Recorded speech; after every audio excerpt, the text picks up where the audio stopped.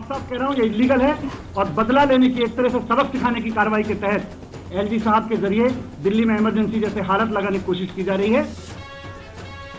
दिल्लीचे कायदा मंत्री जितेंद्र सिंग तोमर यांच्या अटकेमागे षडयंत्र, मनीष सिसोदियांनी डागली केंद्र सरकारवरती तोफ।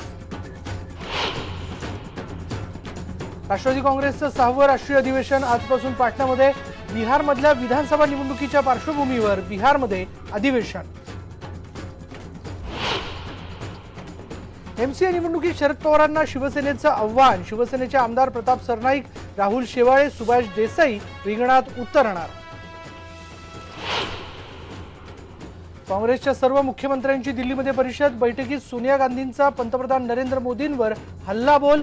आपल्या सहकाऱ्यांना जातीवाचक वक्तव्य करायला मुभा दिल्याचा आरोप। आणि राज्यात अजूनही मान्सूनची प्रतीक्षा। ठिकठिकाणी मान्सून पूर्व पावसाच्या सरी। अशोभा चक्रीवादळाचा कोकण किनारपट्टीवर कोणताही परिणाम नाही।